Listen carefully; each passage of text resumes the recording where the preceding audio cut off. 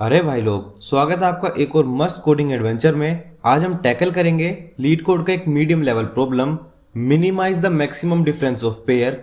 नाम सुन के लगता है ना कि कोई फिल्मी ट्विस्ट वाला प्रॉब्लम है, लेकिन टेंशन मत लो। मैं आपको इसको एक मजेदार कहानी के साथ, इंट्यूशन के साथ, थॉट प्रोसेस और ड्राई रन के साथ समझा दूंगा। तो भाई चाय पकड़ो, लैपटॉप खोलो और चलो शुरू करते हैं। सबसे पहले प्रॉब्लम देख लेते हैं क्या है, उसके बाद इसको अपनी भाषा के अंदर भी समझेंगे। सो आज का हमारा प्रॉब्लम नंबर है 2616, minimise the maximum difference of pairs. अगर आप सब काफी टाइम से लीड कोड के अंदर हो और अगर आपने ये यहाँ पे वर्ड पढ़ा है ना कि minimise the maximum, I hope कि आधे से ज्यादा लोग आप इजिली समझ सकते हो क्वेश्चन के अंदर आपको करना क्या है। आगे चलते हैं। You are given a zero index array nums, आपको एक जीरो इंडेक्स एरे नम्स दिया हुआ है और एक इंटीजर की वैल्यू p दी हुई है। आपको क्या करना है, आपको p पेयर्स निकालने हैं, ठीक है, such that maximum difference among all the pair is minimise. कैसे निकालने हैं कि जो मैक्सिमम डिफरेंस है वो मिनिमाइज हो सके। यही इसी के अंदर आंसर छुपा हुआ है आज के क्वेश्चन का, बट हम आगे इसको अच्छे से समझेंगे, कोई प्रॉब्लम वाली बात नहीं है। Also ensure no index appears more than once. आपको क्या ध्यान में रखना है कि अगर आप एक इंडेक्स को यूज कर चुके हो ना तो आप उसको दोबारा से यूज नहीं कर सकते हो, ठीक है। और उसके बाद उसने आपको क्या बताया हुआ है कि आपको एब्सोल्यूट वैल्यू लेनी है एक्स की, यानी कि आप इतना तो समझ चुके हो कि आपका जो आंसर है वो नेगेटिव तो नहीं आ सकता, ठीक है। आप जब भी माइनस करोगे हम एब्सोल्यूट करेंगे, अगर आपकी वैल्यू माइनस में भी है तो वो आपकी पॉजिटिव में चेंज हो जाएगी, ठीक है। Return the minimum maximum difference, और आपको क्या रिटर्न करना है लास्ट में, मिनिमम मैक्सिमम डिफरेंस को, ठीक है। एक काम करते हैं, वन नोट पे आते हैं और इसको अपनी वाली लैंग्वेज के अंदर समझते हैं, ठीक है। देखो एक बार की बात है, ठीक है, एक गांव है, ठीक है, इसके अंदर ना यहाँ पे एक मेला लगा हुआ है। आई होप कि आप सब मेला समझते होंगे कि मेला क्या होता है। तो एक बार की बात है, गांव के अंदर ना यहाँ पे मेला लगा हुआ है। अब जब ये मेला लगा हुआ है तो इसमें यहाँ पे आपको n नंबर की दुकान है। जैसे आपके यहाँ पे सबसे पहली दुकान होगी, उसके बाद ये आपकी दूसरी दुकान होगी, ये आपके यहाँ पे थर्ड, ये आपके यहाँ पे तीसरी दुकान होगी, और ऐसे करते करते करते करते आपकी फाइनल दुकान होगी जिसका नंबर है n, ठीक है। ये क्या है, यही हमें क्या दिया हुआ है, एक एरे के अंदर n नंबर की हमें वैल्यूज दी हुई है। ये मेरी फर्स्ट वैल्यू है, ये मेरी सेकंड वैल्यू है, मेरी थर्ड वैल्यू, कुछ कुछ इस तरह से मुझे वैल्यूज दी हुई है। कहां तक वैल्यूज दी हुई है, अप टू n नंबर तक मुझे उसने वैल्यूज दे रखी है, ठीक है। और जो अभी ये मेरे पास जितनी भी यहाँ पे दुकान है ना, इन सब दुकान का एक प्राइस है कि मान के चलते हैं जो मेरी स्टार्टिंग वाली दुकान है ये आपकी अभी के लिए मान लेते हैं आपकी 10 रुपए की है, जबकि नेक्स्ट दुकान है वो आपकी 20 रुपए की है, जो आपकी थर्ड दुकान है वो देखो दूर हो गई। अब जब दूर हो गई तो दूर वाली चीज तो और ज्यादा प्राइस जो हो जाएगा, वो आपकी 5 रुपए की है। सो बेसिकली ये क्या है, ये वही वैल्यूज हैं जो आपकी एरे के अंदर लगी हुई हैं, ठीक है। आगे चलते हैं। अभी जो पूरा मेला है ना, इस पूरे मेले का एक बॉस है, ठीक है, और ये जो बॉस है ना बड़ा खड़ूस टाइप का बंदा है, मतलब बहुत ज्यादा गुस्से वाला व्यक्ति है ये, ठीक है। अब ये क्या बोलता है, ये बोलता है कि इसको ना इन दुकान का पेयर बनाना है, ठीक है। जैसे कि मान लो इस दुकान को इस दुकान का पेयर बनाना होगा, या फिर इस दुकान का और इस वाली दुकान का पेयर बनाना होगा। इसको इनका ना एक पेयर टाइप बनाना है, ठीक है। मगर इसके पास ना कंडीशन है, ठीक है। और इसको पेयर कितने बनाना है, बेसिकली इसको पेयर बनाना है p के लिए, ठीक है, जो हमें उस क्वेश्चन के अंदर हमें गिवन भी है ऑलरेडी, ठीक है। इसको p पेयर्स क्रिएट करने हैं, मगर एक कंडीशन है। ये बोलता है कि अगर मैं दो दुकान ले रहा हूं और जिनका पेयर बना रहा हूं ना, तो उनका डिफरेंस सबसे कम होना चाहिए। अगर आप मान के चलो ये 20 है तो ये वैल्यू अगर आपकी 21 होनी चाहिए तो कितना अच्छा होगा, क्योंकि इन दोनों का जो डिफरेंस है 20 और 21 का कितना आएगा, 1 आएगा। तो वो आपसे ये बोलता है कि आपको वो पेयर्स क्रिएट करने हैं जिनका डिफरेंस ना एकदम कम से कम हो सके, ठीक है। और कोई भी जो आपकी इनमें से दुकान होगी वो ना एक से ज्यादा पेयर क्रिएट नहीं कर सकती। अगर इन दोनों का पेयर बन चुका है तो मैं इसको सेम इसके साथ पेयर में नहीं ला सकता, क्योंकि ये जो मेरी दुकान है वो ऑलरेडी एक बार यूज्ड अप हो चुकी है। सो ये क्या होगी, एक इनवैलिड कंडीशन होगी, ठीक है। समझ गए वाली कहानी भी। अब आगे चलते हैं। अब आपको क्या करना है, और क्या बोलता है कि जो आपकी सबसे बड़ी पेयर होगी ना उसका डिफरेंस भी मिनिमम होना चाहिए। समझे, कोई बात नहीं, नहीं भी समझ में आया हम आगे जाके देखेंगे ना तो आपको अच्छे से समझ में आने वाला है, ठीक है, कोई प्रॉब्लम नहीं है। अब आप इतना समझो कि हमारा देखो फाइनल काम क्या है, हमारा काम क्या है कि हमें p नंबर के तो जो पेयर्स हैं वो हमें क्रिएट करने हैं, ठीक है। पहली चीज में आपको कोई प्रॉब्लम नहीं है। अब उसके साथ क्या है कि जो p पेयर्स हैं उसका जो मैक्सिमम डिफरेंस है दोनों का, हमें वो मिनिमाइज करना है। दोबारा सुनो, जो हमारे पास p पेयर्स हैं उनके बीच में मैक्सिमम पेयर होगा, सॉरी मैक्सिमम डिफरेंस होगा। जैसे देखो अगर मैं इसका और इसका पेयर क्रिएट करता हूं, ठीक है, तो इन दोनों के बीच में इनका मैक्सिमम डिफरेंस कितना आया, 15 आया। हमें उसको क्या करना है, मिनिमाइज करना है, ठीक है। दूसरी कंडीशन क्या है, अगर ये जो मेले का बॉस है ये आके बोलता है कि मुझे टोटल ना 0 पेयर्स क्रिएट करने हैं, ठीक है, यानी कि जो पी है उसकी वैल्यू 0 दी हुई है। अब जब उसकी वैल्यू 0 दी हुई है तो उस केस में हम क्या करेंगे, सीधा सीधा 0 रिटर्न करा देंगे, कोई प्रॉब्लम ही नहीं है। ये कौन सा मेरे एक एज केस की तरह काम करता है, ठीक है। आई होप कि आपको वाला पार्ट भी समझ में आयो। सो हमारा इतना तो क्लियर है कि इससे तो आगे हमारा कुछ है नहीं है इसके अंदर। तो हमें क्या करना पड़ेगा, हम ये देखते हैं कि हम इसको सोल्व कैसे करेंगे, ठीक है। अब आप एक बात सोचो कि ये जो मेरे पास है दुकान के प्राइस हैं, किसी का 10 रुपए, किसी का 20 रुपए, किसी का 5 रुपए, ठीक है। अब ना आपके पास मान के चलो मैं आपको एक एरे प्रोवाइड करता हूं, जिस एरे के अंदर हम एक्चुअल में इनके प्राइस ही लिख रहे होंगे कि किस दुकान का प्राइस कितने रुपए है, ठीक है। सबसे पहले मान के चलते हैं जो मेरी दुकान है, हम ऑलरेडी देख चुके हैं कि इसका जो प्राइस आया था वो मेरे पास इसका 10 रुपए आया था। नेक्स्ट वाली का जो प्राइस है वो मेरे पास 5 रुपए आया है। उससे नेक्स्ट वाली का जो प्राइस है वो मेरे पास 20 रुपए आया है। उसके बाद अगर मैं बात करता हूँ उससे नेक्स्ट वाली का जो प्राइस है वो मेरे पास मान के चलना है कि 13 रुपीज आया है, 13 रुपए आया है। उससे नेक्स्ट वाली का मेरे पास 15 रुपए आया है, ठीक है। अब आपको उसने क्या बोला था, क्या क्या कंडीशन दी हुई थी, आपको उसने ये बताया है सबसे पहले कि आपको क्या करना है, ये जो इन दोनों के बीच का डिफरेंस है ना वो मिनिमम से मिनिमम होना चाहिए, ठीक है। सबसे पहली बात उसने क्या बोली आपकी कि जो इन दोनों के बीच का जो डिफरेंस है वो क्या होना चाहिए, मिनिमम से मिनिमम होना चाहिए, ध्यान रखना। सो बेसिकली क्या मतलब है, जो आपको पेयर्स यूज करने हैं उनका जो डिफरेंस है वो क्या होना चाहिए, एकदम मिनिमम होना चाहिए, ठीक है, कोई प्रॉब्लम नहीं है। अब आप सबसे पहले तो ये बताओ कि अगर मैं बात करता हूँ इस क्वेश्चन की तो इसमें मैक्सिमम डिफरेंस कितना होगा। अगर आप ध्यान से सोचो तो देखो मैक्सिमम डिफरेंस आप कैसे निकाल सकते हो, क्या इस वाले एरे की अगर मैं बात करते हैं, ठीक है। आप ये बताओ इस पूरी एरे में जो लार्जेस्ट एलिमेंट है वो कौन सा है, सीधा सीधा मेरे को दिख रहा है 20 है, और स्मॉलेस्ट कौन सा है मेरे पास 5 है। जब मैं इन दोनों को माइनस करूंगा तो क्या मैं बोल सकता हूं कि मुझे मेरा लार्जेस्ट और मैक्सिमम डिफरेंस मिल चुका, क्योंकि इससे ऊपर मैं कभी जा ही नहीं पाऊंगा। अगर आप इससे अगर किसी भी नंबर को माइनस करोगे तो आपको कभी भी लार्जेस्ट डिफरेंस तो नहीं मिलेगा। सो लार्जेस्ट डिफरेंस निकालने का तरीका समझ में आया हम कैसे निकाल सकते हैं। सबसे पहले क्या करेंगे, मेरा मैक्सिमम यानी कि लार्जेस्ट एलिमेंट कौन सा है, उसके बाद में अगर मुझे ये पता चल जाए मेरा मिनिमम डिफरेंस कौन सा है तो मेरा इजीली मैक्सिमम डिफरेंस निकल सकता है, उन दोनों के बीच में कितना आएगा, ठीक है। सो ये करने का एक आसान तरीका क्या है, आपको ये तो नहीं पता होगा कभी भी कि आपको ये कौन से इंडेक्स पे है, ये कौन से इंडेक्स पे है, ये तो आपको कभी पता नहीं होगा। अगर आप एक काम करो, ये जो सारे प्राइसेस हैं इसको ना सोर्ट कर लेते हैं, ठीक है। अगर आप इन सबको क्या करोगे, सोर्ट कर दोगे तो आप देखो कि कितने इजीली आपका काम हो सकता है। जैसे जो आपकी सारी वैल्यूज ने एक बार सोर्ट होंगी, ठीक है, उस हम सेम प्रोसेस को एक बार यहाँ पे देखते हैं। देखो जब हम इसको सोर्ट करेंगे तो आपकी जो फर्स्ट वैल्यू है वो कितनी होगी, आपकी 5 होगी। नेक्स्ट वैल्यू क्या होगी आपकी, 5 के बाद 10 होगी। उसके बाद नेक्स्ट वैल्यू क्या होगी आपके हाथ में, 13 होगी। उसके बाद नेक्स्ट वैल्यू क्या होगी आपके हाथ में, यहाँ पे 15 होगी। और एक फाइनल वैल्यू आपके हाथ में क्या होगी, यहाँ पे 20 होगी। अब आपको इन दोनों के बीच का मैक्सिमम डिफरेंस चाहिए, तो हम मैक्सिमम डिफरेंस निकालने के लिए मैं सीधा अपने लास्ट एलिमेंट को फर्स्ट एलिमेंट से माइनस कर सकता हूं और मुझे क्या मिल जाएगा, मेरा मैक्सिमम डिफरेंस मिल जाएगा। और उसके बाद उसने क्या कहा था कि मुझे पेयर्स ऐसे क्रिएट करने हैं कि जो भी मैं पेयर क्रिएट करूं उनका मिनिमम डिफरेंस आना चाहिए, यही उसने बोला था। और अगर आप ये देखो कि मैंने एक बार सॉर्ट किया तो मेरा दूसरा काम भी हो गया। वो कैसे, अगर मैं 10 में से 5 को माइनस करता हूं तो ये मुझे एक मिनिमम नंबर लाके दे सकता है, ठीक है। अगर मैं 15 में से 13 को माइनस करता हूं, हम 10 में से दोबारा या 5 में से दोबारा माइनस नहीं कर सकते, क्योंकि उसने क्या बोला है, जो एक बार मैं शॉप यूज कर चुका हूं, जो दुकान में एक बार यूज कर चुका हूं, मैं उसको दोबारा यूज नहीं कर सकता। बट मैं 15 में से 13 तो माइनस कर सकता हूं।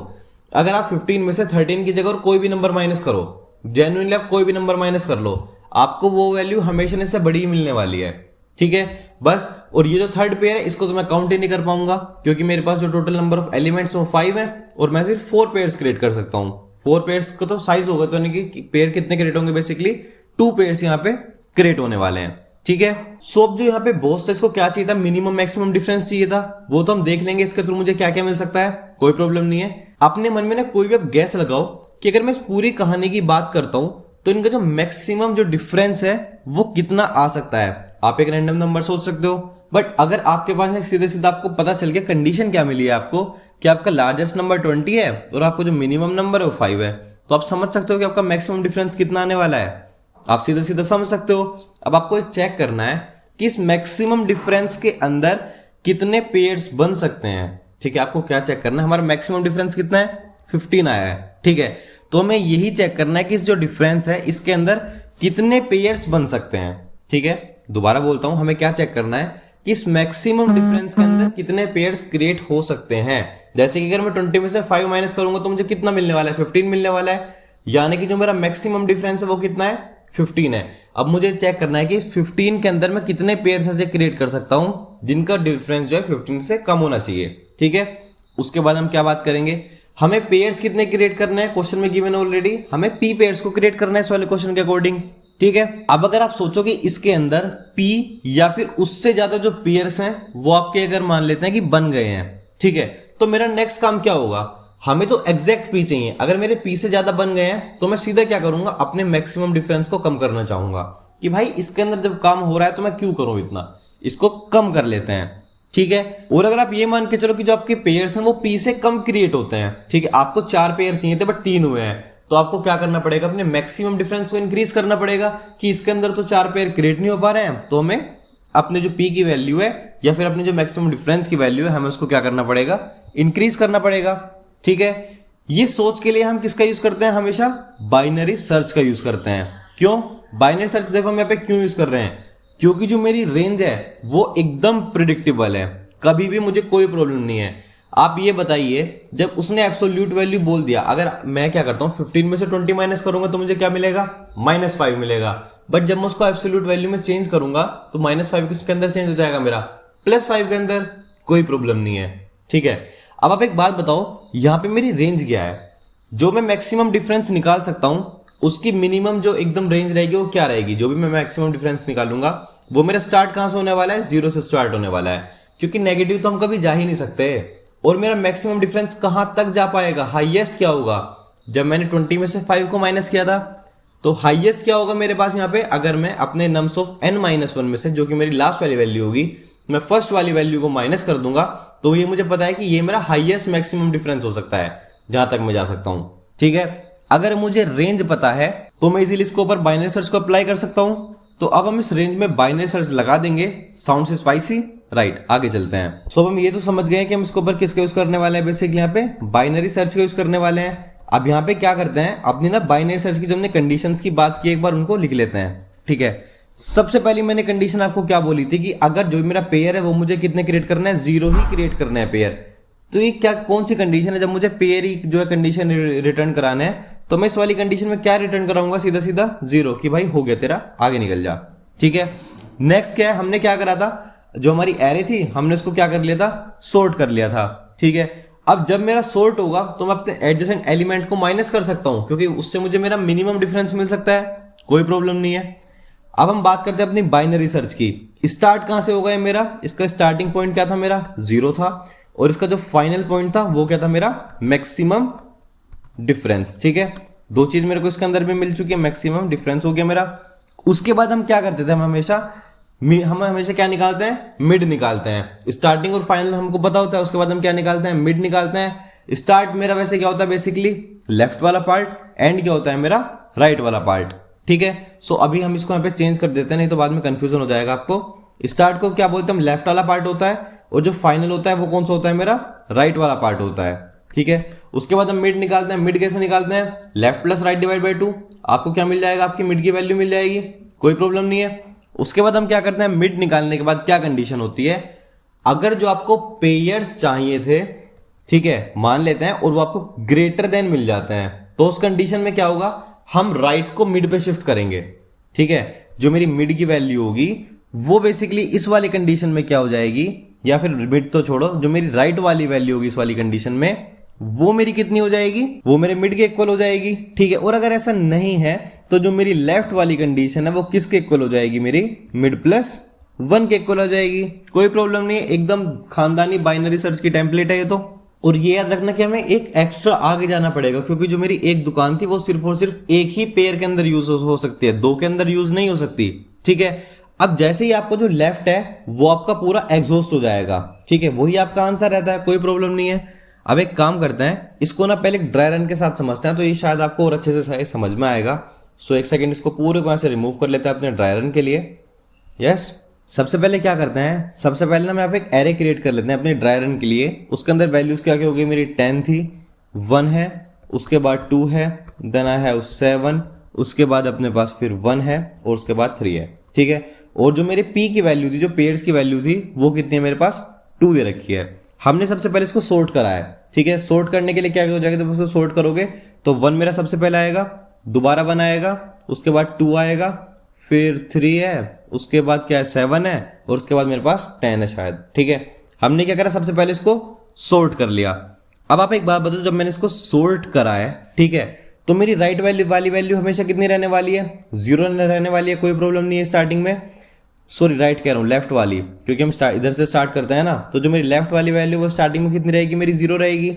और जो मेरी राइट वाली वैल्यू है वो क्या रहती थी, मैक्सिमम डिफरेंस, तो 10 - 1 कितना हो जाएगा मेरा, 9 हो जाएगा, कोई प्रॉब्लम नहीं है। मिड कितना आ जाएगा, right plus left divide by 2, 9 + 0 = 9, divide by 2 = 4.5, उसको इंट में लिखेंगे तो मुझे क्या मिल जाएगा, 4 मिल जाएगा, ठीक है। अब हमें क्या चेक करना है कि कौन से पेयर ऐसे हैं जो कि एक्चुअल में अभी भी इससे आपकी कम वाली वैल्यू को सपोर्ट करते हैं, ठीक है। चेक कर लेते हैं। पहला पेयर हम किसका चेक कर सकते हैं, तो यहाँ पे 1, 1 का, ठीक है। पहला मेरा इन दोनों के तो पेयर बनेगा यहाँ पे 1, 1 का। जब आप 1 में से 1 माइनस करोगे तो कितना मिलेगा, 0। 0 क्या आपका less than equal to mid है, नहीं है, यानी कि आप इसका पेयर बना सकते हो। उसके बाद इसको हम स्किप कर लेंगे, ठीक है। नेक्स्ट पे चलते हैं। नेक्स्ट आपका क्या बन सकता है, 2 और 3, क्योंकि आपका एक पेयर बन चुका है तो दूसरे के अंदर इंक्लूड नहीं होगा। 2, 3 की बात करूंगा तो 2, 3, जब आप इन दोनों को माइनस करोगे तो क्या मिलेगा आपको, 1 मिलने वाला है एब्सोल्यूट वैल्यू, तो नेगेटिव तो हमें मिलेगा नहीं। और जब मेरे को वैल्यू कितनी मिलेगी, 1 मिलेगी, तो मुझे कोई प्रॉब्लम नहीं है, अभी भी वो less than equal to mid है। आगे चलते हैं। नेक्स्ट पेयर मेरे इसके अंदर क्या बन सकता है, ये 7 और 10 वाला। सो यहाँ पे कितना हो जाएगा, 7 और 10। इसके भी वैल्यू जो 3 आएगी माइनस करके, वो भी आपकी क्या है, लेस देन इक्वल टू 4 है, तो आप इसको भी स्किप कर सकते हो। आगे चलते हैं, ठीक है। नेक्स्ट वाली कंडीशन पे आते हैं, इटरेशन चेंज हो जाएगी हमारी। अब देखो एक बात बताओ, जो मेरी पेयर्स की वैल्यू है, ठीक है, वो क्या है मेरी अभी भी पी से ग्रेटर हो गई है, ठीक है। तो जब हमारी वैल्यू पी से ग्रेटर थी या फिर इक्वल टू हो जाती थी, तो हम क्या करते थे, अपने राइट को अपडेट करते थे, किससे, मिड से, कोई प्रॉब्लम नहीं है, ठीक है। आगे चलते हैं। अब जब आपने अपने राइट को मिड से अपडेट कर दिया, तो मिड की वैल्यू यहाँ पे स्टार्टिंग में कितनी आई थी, 4 आई थी। तो जो अब आपका राइट है, राइट की वैल्यू कितनी हो चुकी है, यहाँ पे 4 हो चुकी है। लेफ्ट अभी भी आपका 0 है, ठीक है। तो आपको जो नया मिड निकलेगा इस बार कितना निकलेगा, 0 + 4 इस कितना आ गया आपका 4, और जब 4 को 2 से डिवाइड करोगे तो इस बार आपको जो नया मिड आया है वो कितना है आपको, 2 आया है आपका। अब आपको क्या कौन से पेयर्स क्रिएट करने होंगे, जिसकी वैल्यू 2 से हम चेक करेंगे, ठीक है। पहला पेयर हमारा क्या था, 1, 1 का था, आप यहां पे इजिली चेक कर सकते हो, 0 आएगा, पेयर इजिली बन सकता है, कोई प्रॉब्लम नहीं है। उसके बाद हम किसको चेक कर रहे थे, यहाँ पे 3, 2 को चेक कर रहे थे, अभी भी मेरा पेयर इजिली बन सकता है, कोई प्रॉब्लम नहीं है। उसके बाद हमारे पास क्या था, यहाँ पे 10, 3 था, बट जब आप 10 और 3 को, सॉरी, उसके बाद क्या था हमारे पास, 10 और 7 था, बट जब आप 10 और 7 को माइनस करोगे तो आपको क्या मिलेगा, 3 मिलेगा। 3 मिलेगा तो वो तो पेयर एग्जिस्ट नहीं कर सकता, क्योंकि मिड की वैल्यू मैक्सिमम कितनी हो सकती है, 2 हो सकती है। सो ये क्या होगा, ये वाला पेयर क्या होगा मेरा, ये तो पेयर मेरा खराब हो चुका है। बट इसका मतलब अभी भी क्या है कि मेरे जो 2 पेयर्स हैं वो इजीली बन सकते हैं, कोई प्रॉब्लम नहीं है, ठीक है। अभी अब दोबारा से जो पेयर की वैल्यू है वो इक्वल हो चुकी है, तो हम क्या करते हैं, हम फिर से अपने मिड को क्या कर देंगे, अपडेट कर देंगे। और मिड को तो अपडेट करेंगे, उसके साथ सबसे पहले किसको अपडेट करेंगे, अपने राइट को अपडेट करेंगे। जो मेरा नया राइट है वो कितना हो जाएगा, मेरा 2 हो जाएगा, ठीक है। लेफ्ट अभी भी मेरा 0 ही है, लेफ्ट अभी भी चेंज नहीं हुआ, तो इस बार जो मेरी मिड की वैल्यू है वो कितनी आएगी, 2 + 0 = 2 एंड डिवाइड बाई 2 = 1। अब आपको वो पेयर्स क्रिएट करने हैं जो कि आपका, जिसका जो मिड की वैल्यू है वो 1 से कम होनी चाहिए। 1, 1 पहला पेयर एकदम ठीक था मेरा, कोई प्रॉब्लम नहीं है। उसके बाद दूसरा पेयर क्या था मेरा, 3, 2 था, अभी भी 1 तक हम जा पा रहे हैं, उससे आगे हम इसके अंदर फिर नहीं जा पाएंगे, ठीक है ना। मैं 10, 3 के अंदर जा नहीं पाऊंगा, बट देखो स्टार्टिंग के 2 पेयर तो अभी मेरे वैलिड है, कोई प्रॉब्लम नहीं है, यानी कि जो पी वाली कंडीशन है वो स्टिल क्या है, मेरी सेटिस्फाइड है। इस बार राइट की वैल्यू फिर से मिड को हम अपडेट करेंगे, 1 हो चुका है, तो इस बार जो मेरी मिड की वैल्यू आएगी वो कितनी आने वाली है, इस बार मेरे मिड की वैल्यू हो जाएगी 0। और अब हम जब हम ये वाले डिफरेंस क्रिएट करना चाहेंगे जो 0 के इक्वल या फिर लेस होगा, तो देखो कौन सा पेयर होगा, 1, 1 तो हो सकता है, कोई प्रॉब्लम नहीं है, इसमें तो कोई प्रॉब्लम नहीं है। बट जब मैं 3, 2 की बात करूंगा तब अब मेरा ये वाला पेयर भी एग्जिस्ट नहीं कर सकता, क्योंकि डिफरेंस कितना आ गया इन दोनों के बीच का, 1, और आपको क्या चाहिए, 0 के आसपास का चाहिए, ठीक है। और आपको पी की वैल्यू कितनी है, 2 है, तो यहाँ पे जो हमारी इटरेशंस है वो आके खत्म हो जाएंगी। और इस कंडीशन में आपको किसको अपडेट करना पड़ता है, अपने लेफ्ट को, वो भी हम किससे अपडेट करते हैं, मिड + 1 से अपडेट कर देते हैं। तो जो मेरी लेफ्ट की वैल्यू है, मिड मेरा 0 है, 0 + 1 = 1, तो आपका फाइनल आंसर है वो आपका 1 मिल जाएगा। ये था इसका पूरा dry run thought process institution. अब बस हमारे पास कोड वाला पार्ट बचा हुआ है, सो जल्दी से चलते हैं अपने कोड वाले पार्ट की तरफ और इसका कोड देखते हैं कि जो इसका कोड है वो हमारा बेसिकली यहाँ पे किस तरह से लिखा जाएगा। ठीक है, सो देखो सबसे पहले हमने क्या बोला था कि अगर जो भी मेरा पी है पेयर है उसकी वैल्यू इक्वल्स टू 0 हो जाती है तो उस केस में मैं सीधा सीधा क्या रिटर्न करा दूंगा 0। उस केस में मैं आगे जाऊंगा ही नहीं। उसके बाद हमने क्या बात कर ली थी, हम सॉर्ट कर लेंगे जो भी मेरी वैल्यू है। सो यहाँ पे सॉर्ट कर लेते हैं nums dot begin comma nums dot and तक। ठीक है, ये वाला काम भी मेरा खत्म हो चुका है, कोई प्रॉब्लम नहीं है। आगे क्या है, इसका ना साइज भी ले लेते हैं कि मेरे पास टोटल नंबर ऑफ एलिमेंट्स कितने हैं। सो ये कितना हो जाएगा मेरा नम्स डॉट साइज, मुझे इसका टोटल साइज भी पता चल गया। और हमने इसके साथ साथ किस चीज की बात की थी, लेफ्ट मेरा कहां से स्टार्ट होता था 0 से, और राइट मेरा क्या होगा, राइट हम ऑलरेडी बात कर चुके हैं। राइट क्या होता था, जो मेरा लास्ट वाला नम्स की वैल्यू है, सो नम्स ऑफ क्या n-1, उसमें से मैं क्या करता था जो मेरे नम्स की फर्स्ट वाली वैल्यू होगी उसको मैं माइनस कर सकता हूं और मुझे मेरी मैक्सिमम वैल्यू जो है वो इजीली मिल सकती है। ठीक है, अब यहाँ पे क्या लिखेंगे, बाइनरी सर्च की टेम्पलेट को डाल देंगे। वाइल कब तक चलता था, जब तक जो मेरी लेफ्ट की वैल्यू है वो क्या होती थी, स्मॉल होती थी किससे, राइट की वैल्यू से, तब तक ये मेरी लूप रन करती है बाइनरी सर्च में। अब एक काम कैसे करती है, सो इंटीजर मिड, सबसे पहले मिड निकालते हैं। मिड निकालने के लिए हम क्या लिखते थे, इसके लिए हमेशा लेफ्ट प्लस, अब ये आउट ऑफ बाउंड में चला जाए तो उसके लिए दोबारा लिख देते हैं left plus right minus left divided by 2। ठीक है, उसके बाद हम आगे चलते हैं। स्टार्टिंग वाले पार्ट के अंदर हमने जो पेयर्स हैं वो हमने कितने लिए हुए थे, स्टार्टिंग में जो हमारे पास पेयर्स थे वो कितने थे, 0 पेयर्स थे, क्योंकि वो तो मेरे बने ही नहीं है। आगे चलते हैं। ठीक है, हम यहाँ पे पेयर्स ही क्रिएट करेंगे। सो 4 int i इक्वल्स टू 0, कब तक चलने वाली है लूप मेरी, जब तक i is less than n है और i मेरा प्लस प्लस होता रहेगा। ठीक है, अब यहाँ पे हम चेक करेंगे कि जो पेयर है क्या वो बन सकता है नहीं बन सकता। तो कंडीशन देते हैं सीधा, जो भी मेरे मिड की वैल्यू है अगर वो ग्रेटर देन इक्वल टू आ रही है किससे, पेयर्स ऑफ किसके, मिड के, जो भी उसमें वैल्यू थी हमारे पास उसमें से माइनस क्या करते थे, जो भी उससे पहले वाली वैल्यू होती थी। सो नम्स ऑफ i-1। ठीक है, अगर ये वाली कंडीशन जो है एग्जिस्ट कर जाती है तो इस वाली कंडीशन के अंदर जो पेयर्स हैं वो कितना हो जाएगा, मेरा प्लस प्लस हो जाएगा कि हाँ एक पेयर तो मेरे पास आ चुका है, और जो i है वो भी हम प्लस प्लस कर देंगे। i प्लस प्लस क्यों कर रहे हैं, क्योंकि हम सेम दुकान को 2 बार नहीं ले पा रहे थे, ये तो आपको याद होगा। ठीक है, आगे चलते हैं। उसके बाद हम क्या कर लेते हैं, इफ, ठीक है, अब यहाँ दूसरी कंडीशन डाल देते हैं, जो भी मेरे पेयर्स की वैल्यू है अगर वो आपकी ग्रेटर देन इक्वल टू आ जाती है किसके, p के इक्वल आ जाती है, तो इस केस में हम क्या करते थे, राइट को अपडेट कर देते थे अपनी सीधा सीधा मिड वाली वैल्यू से। और अगर ऐसा नहीं है, ठीक है, तो हम क्या करते थे, किसको अपडेट करते थे, अपने लेफ्ट को अपडेट करते थे। किससे अपडेट करते थे लेफ्ट को, मिड प्लस 1 से अपडेट करते थे। ठीक है, और लास्ट में रिटर्न किसको करवाते थे, जो भी मेरी लेफ्ट वाली वैल्यू होती थी मैं उसको अपना फाइनल आंसर की तरह रिटर्न करा देता था। ठीक है, चेक कर लेते हैं इस कोड को एक बार। यहाँ पे मैंने पूरी लाइन गलती से गलत लिख दी है। हम क्या चेक करते, जो मेरी मिड की वैल्यू है वो किससे थी, नम्स ऑफ i से, और उसके बाद क्या था, माइनस नम्स ऑफ i-1 तक, हम वहीं तक तो जा रहे थे ना इसको बेसिकली। उसके बाद क्या करते हैं, हम पेयर्स को अपने इंक्रीज कर रहे थे और अपने i की वैल्यू को इंक्रीज कर रहे थे। उसके बाद हम चेक कर रहे थे यहाँ पे वैल्यू को। अब चेक कर लेते हैं इसको एक बार। तो आप देख सकते हो जो मेरे सारे टेस्ट केसेस हैं वो एक्सेप्ट हो चुके हैं। सबमिट करके भी इसको एक बार चेक कर लेते हैं।